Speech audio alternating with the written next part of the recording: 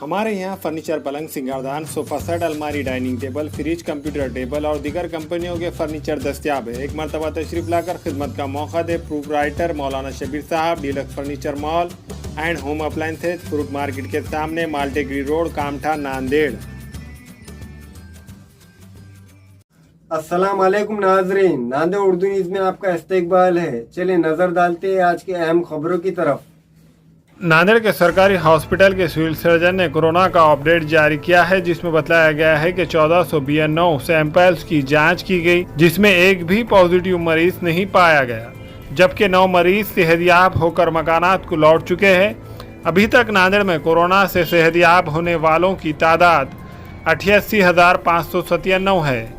Corona update में बताया गया है कि जिले नांदेड़ के सरकारी और खानगी अस्पतालों में अभी 138 कोरोना पॉजिटिव एक्टिव मरीज जेर इलाज है। इनमें 4 की हालत नाजुक बतलाई जा रही है।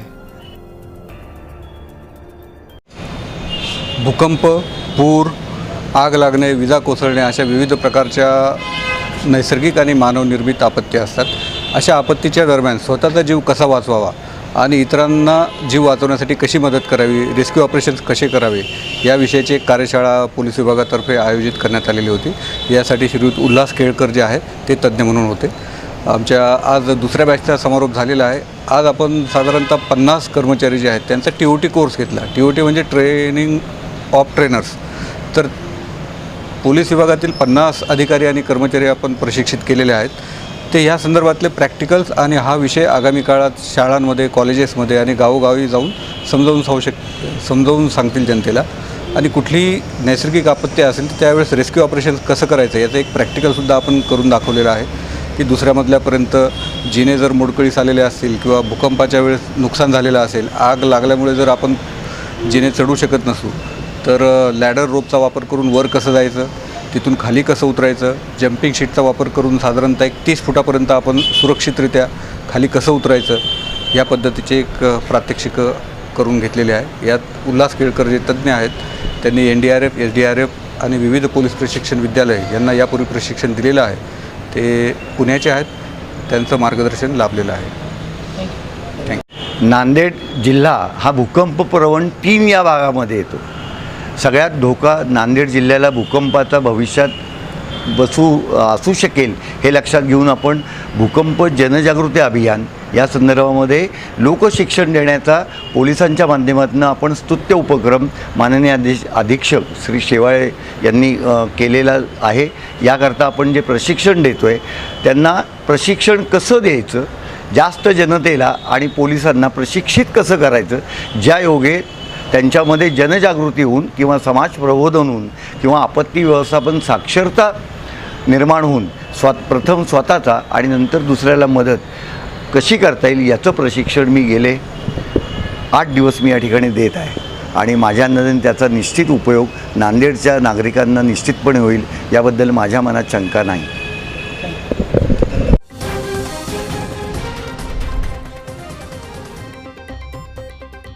महाराष्ट्र में कोरोना वबा के सिलसिले में नई पाबंदियां फिर से आयद कर दी गई है। इस सिलसिले में नांदेड़ जिला परिषद की चीफ ऑफिसर ने जिले के तमाम प्राइमरी, हाई स्कूल और जूनियर कॉलेजेस के लिए एक हुक्मनामा जारी किया है, जिसमें बताया गया है कि नांदेड़ जिले के तमाम मंजूरशुदा तमाम मीडियम के प्राइमरी, हाई स्कूल और जूनियर कॉलेजेस में 50% स्टाफ की गुंजाइश की इजाज़त रहेगी, जबकि 10वीं और 12वीं रिजल्ट के सिलसिले में ड्यूटी अंजाम देने वाले स्टाफ को 100% हाजिर रहना ज़रूरी है। पहली तनवी और जमात 11वीं के स्टाफ को 50% गुंजाइश के साथ स्कूल और जूनियर कॉलेज में हाजिरी की इजाज़त रहेगी। साबिक़ा की तरह तलबा की ऑनलाइन तालीम भी इस दौरान जारी रहेंगी।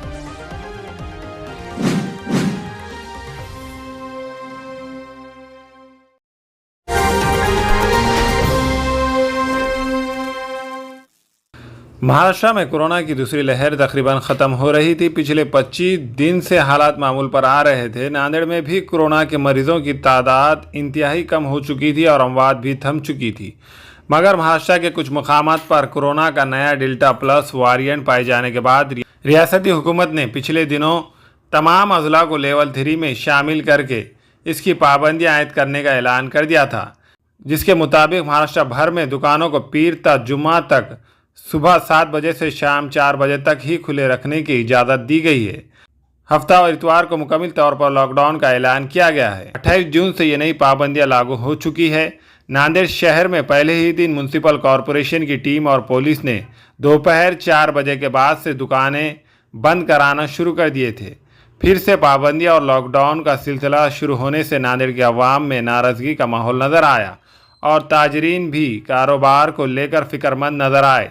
लोगों का कहना है कि नांदेड़ में कोरोना के मामलात में काफ़ी कमी आ चुकी थी, अमवात भी थम चुकी थी, इसलिए नई पाबंदियों की कोई ज़रूरत नहीं थी।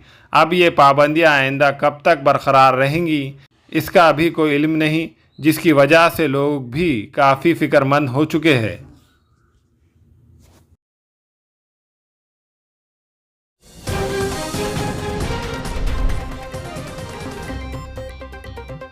नांदेड़ जिला परिषद के पंचायत राज महकमे में 1 करोड़ 18 लाख रुपए का गैबन करने का मामला 2016 में सामने आया था। इस मामले में इस वक्त के डिप्टी चीफ ऑफिसर उत्तम कोमवाड़ के खिलाफ वजीराबाद पुलिस स्टेशन में मुकदमा दर्ज किया गया था। नांदेड़ अदालत ने जज ने फैसला सुनाते हुए 7 साल की कैद सुनाई है।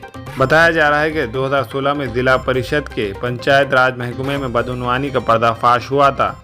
जनरल एडमिनिस्ट्रेशन महकमे के डिप्टी चीफ ऑफिसर राहुल कालभोरे ने वजीराबाद पुलिस स्टेशन में पंचायत राज महकमे के डिप्टी चीफ ऑफिसर उत्तम कोमवाड़ के खिलाफ 1 करोड़ 18 लाख रुपए का घोटाला करने का इल्ज़ाम लगाकर शिकायत दर्ज करवाई थी। वजीराबाद पुलिस स्टेशन में मुकदमा दर्ज करके कोमवाड़ को गिरफ्तार किया था। पुलिस ने इस मामले में तहक़ीक़ात करके चार्जशीट दाखिल की थी। नांदेड़ अदालत में जज सचिन पाटिल ने इस मुकदमे का फैसला सुनाते हुए डिप्टी चीफ ऑफिसर उत्तम कोमवाड़ को घोटाले के मामले में खातिर करार देकर 7 साल की कैद की सज़ा सुनाई है और साथ ही इतनी ही रकम यानी 1 करोड़ 18 लाख रुपए का जुर्माना भी आयद किया है। देखिए, एक मुद्दा जो है मैं आपको, चूंकि आप लोगों ने अभी देखा नहीं होगा कि असदुद्दीन अवैसी साहब ने ये ऐलान किया है कि हम उत्तर प्रदेश के अंदर हम 100 सीटें लड़ेंगे करके, और उन्होंने साफ कर दिया है कि हमारा सिवाय राजपूत के और किसी के साथ कोई अलायंस हुआ नहीं है या किसी के साथ बातचीत जारी नहीं है करके। इसके ताल्लुक से अभी समाजवादी पार्टी के एमएलए अबू आसिम साहब ने ट्वीट किया है और उन्होंने कहा है कि ये सेक्युलर वोटों का बंटवारा हो रहा है और इससे बहुत नुकसान होगा करके। मैं मजलिस की तरफ से है तो अबू आसिम साहब को ये कह रहा हूं कि आप भी मजलिस ज्वाइन कर लीजिएगा। आपको हम दावत देते हैं कि आप मजलिस ज्वाइन कर लीजिएगा। हम, आप, असद अवैसी साहब मिलकर जाकर उत्तर प्रदेश के अंदर अपनी ताकत कैसी बढ़ा सकते हैं, हम उसके लिए काम करेंगे। वरना अबू आसिम साहब, जो हाल वहां पे हमारे जो समाजवादी पार्टी के बड़े लीडर जो आज जेल के अंदर है, उनका पूरा परिवार जेल के अंदर है, उनकी क्या हालत तो हुई है और उनके लिए कौन खड़ा हुआ। सेक्युलर कह रहे हैं ना, मुलायम सिंह का परिवार भी है तो उनके साथ खड़ा नहीं है। आज समाजवादी पार्टी उत्तर प्रदेश के अंदर जो बड़ी है, उसके अंदर ठीक है हमारे मतभेद हो सकते हैं, लेकिन आजम खान के कंट्रीब्यूशन को कोई नहीं इनकार कर सकता है।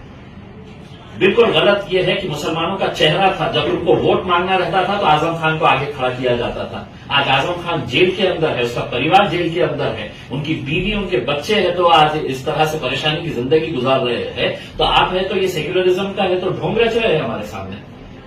मैं आसिम भाई आपको भी अनुरोध कर रहा हूं, अपनी ताकत को समझिए। गए वो दिन कि जब आप मुलायम सिंह को अपना नेता समझते थे, आप हमारे साथ आइए। कल के दिन मुलायम सिंह और आप एक ही प्लेटफॉर्म के ऊपर खड़े रह सकते हैं। आप उनके नीचे खड़े रहने का सोचिए मत, आप उनके साथ खड़े रहने की ताकत है आप में, हम आपको साथ देंगे। चलिए हमारे साथ उत्तर प्रदेश के अंदर। और ये सेक्युलरिज्म का ये ढोंग जो है, ये पब्लिक अच्छी तरीके से समझ चुकी है। नतीजे जब आएंगे तब आपको समझ में आएगा कि ये सेक्युलर का जो ये पिछले 70 सालों से मुसलमानों को ये जो बेवकूफ बनाया जा रहा है सेक्युलर वर्ल्ड के नाम के ऊपर, आप मुसलमान उसका कैसा जवाब देते हैं। आप उत्तर प्रदेश से इंशाल्लाह उसकी शुरुआत होगी।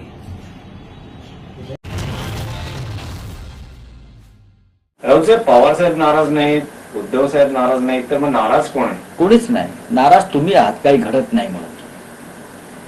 तुम्हाला हवं तसं किंवा विरोधी पक्षाला हवंय त्याप्रमाणे घडत नाही काही, त्याच्यामुळे त्यांचा नाराज शब्दावर जास्त जोर दिसतोय। पण इथे खरं म्हणजे आनंदच आनंद आहे सगळा. कोरोनाचं संकट आहे, ते जर नसतं तर अनेक योजना ज्या योजल्या होत्या मुख्यमंत्र्यांनी किंवा सरकारने, तर त्या पुढे नेता आल्या असत्या. पण आता हळूहळू कामाला आणि सरकारला गती मिळते. अनिल देशमुखांनी आज पत्र लिहिलं आहे. कोणी? अनिल देशमुख यांनी ईडीला, की यामागे संपूर्ण केंद्राचं राजकारण आहे मला फसवण्यामागे. अनिल देशमुख यांच्या बाबतीत जर म्हणाल तुम्ही तर नक्कीच काल मी ह्या विषयावर मुख्यमंत्री असतील, उद्धव ठाकरे असतील, प्रताप सरनाईकांचा विषय असेल, हे सगळे विषय चर्चेमध्ये एकमेकांशी होत असतात. अनिल देशमुख यांची एक बाजू आहे, ती समजून घेतली पाहिजे आणि त्यातले बरेचसे विषय मी सुद्धा समजून घेतलेले आहेत. प्रताप सरनाईक यांची सुद्धा एक बाजू आहे, ती समजून घेतली पाहिजे. जर प्रताप सरनाईक, अनिल देशमुख यांच्यावर ज्या प्रकारचे आरोप लावून ईडी किंवा केंद्रीय तपास यंत्रणा त्यांची कोंडी करण्याचा प्रयत्न करतायत का, अशा प्रकारचे आरोप हे भारतीय जनता पक्षामध्ये किंवा अन्य पक्षातल्या लोकांनी केलेले नाही आहेत का? बाकी तिथे सगळे धुतल्या तांदळाप्रमाणे आहेत का? ते सगळे हरिश्चंद्राचे अवतार आहेत का? आणि बाकी सगळे हरामखोर आहेत का? त्याच्याच एकदा महाराष्ट्रातल्या 11 कोटी जनतेनं विचार करण्याची वेळ आलेली आहे आणि लवकरच त्या संदर्भात मुख्यमंत्री असतील, पवार साहेब असतील, काँग्रेसचे नेते असतील, हे एकत्रपणे बसून पुढली पावलं टाकतील असं मला दिसतंय. आज ईडी ने समन किया था अनिल देशमुख जी को और उन्होंने ईडी को जवाब दिया है कि कोविड की वजह से वो अपेयर नहीं हो सकते. वीडियो कॉन्फ्रेंस से अगर कोई स्टेटमेंट लेना है तो ले सकते हैं, लेकिन केवल ईडी के दफ्तर में जाने के लिए इस तरह का कारण दे रहे हैं, जबकि नागपुर में कई सार्वजनिक कार्यक्रम में वो कुछ दिन पहले. ये सवाल आप मुझसे क्यों पूछ रहे? नहीं, क्यों नहीं जा रहे वो? क्या लग रहा है? आप सवाल मुझसे क्यों पूछ रहे? आप नेता है. नहीं, नेता हूं महाविकास आघाड़ी का, सब ठीक है, लेकिन देखिए ये पूरा कानूनी पेज, आप कानून क्या कहता है, अनिल देशमुख जी का क्या कहना है, ये देशमुख साहब भी बता सकते हैं. मुझे इतना ही मालूम है कि देशमुख साहब का ये कहना है या सबका कहना है कि ये सब जानबूझकर हो रहा है. अस्सलाम वालेकुम, मैं अखिल मिर्जा. हमें उम्मीद है कि आपको हमारा चैनल अच्छा लगता होगा. लेटेस्ट न्यूज अपडेट के लिए देखते रहे नांदेड़ उर्दू न्यूज, और न्यूज के पसंद आने पर लाइक, शेयर और सब्सक्राइब करना ना भूलें.